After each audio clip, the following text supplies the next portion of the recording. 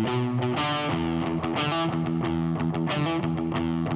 guys, so for this week's Ask a Mechanic, we're going to bring back the original Ask a Mechanic, Daniel Slusser, who is now the PR Road Specialist for Sram, and today we're going to take a look at eTap. So let's jump right into it. What advantage does eTap have over a normal wired system? Well, there's a lot of advantages. The first is that it's very, very easy to set up. It takes less than 15 minutes, even for a novice mechanic. You don't have to worry about wires to run either internally or externally. It's a little bit more aero because you don't have those wires hanging out in the wind. There's no junction boxes out there as well. It has swappable derailleur batteries, and that makes it a little bit easier to use as well. You don't have to have the bike next to the charger because the batteries come off of the derailleurs for charging. Frame manufacturers can make a bike lighter by removing internal structures to accommodate wires and batteries. Plus, it just makes the bike look so clean. You just have 2 brake cables and that's it.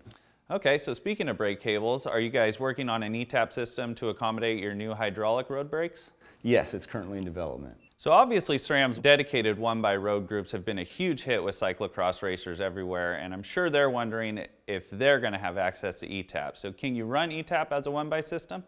Well, it's possible, but it's really not optimized as a one-by setup. And the reason for that is because it doesn't have a roller-bearing clutch to hold the chain tight when you're going over the rough stuff. And also, most cross racers prefer an 1132 cassette, and the maximum cog size that you can use with eTap is 28. So let's talk about the batteries. What kind of batteries does the system use, and how is the battery level indicated? And then the last thing people are going to want to know is if the batteries do die, does the system default to a certain gear ratio? Okay, so at the derailleurs we use lithium-ion batteries, and those batteries are swappable, as I mentioned earlier. In the shifters and blip box, we use CR2032 coin cell batteries. So as far as how long they'll last, you'll get about 2 years out of the coin cell batteries in the shifters. On the rear derailleur, you'll get between 15 and 60 hours of ride time with a green LED, which is what shows your battery status. Then once it turns red, you'll have between 5 and 15 hours, and then flashing red means you have less than 5 hours of ride time. So plenty of time to get home. Plenty of time. And if one of the batteries goes dead, you can always switch it to the derailleur that you want to shift to. Makes perfect sense. And then the derailleur will just default to whatever gear it was in when the battery died. Okay. So can you shift both the front and rear derailleurs at the same time? Well, not exactly, but there is a workaround for this. So it's best if I just show you on the bike. All right, so the first option to do this is to hold down one button to start a rear multi-shift and then press and release the other button at the same time to initiate a front shift. The second option is to make a front shift and then keep holding one of the buttons after releasing the other to make a rear multi-shift. Keep in mind that standard individual shifts can also be made immediately following a front shift. This takes just a fraction of a second to execute. So we've seen the blip box and blips. Can you just give us a quick overview of what they do with the eTap system? Yeah, so blips are just remote shifter switches, and you can plug 2 into each drop bar shifter.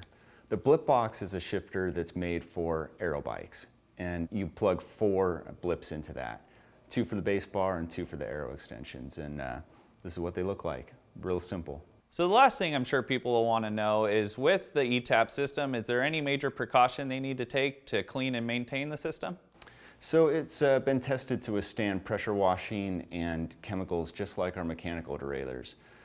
But you don't want to use anything other than standard bike washes and solvents. Okay.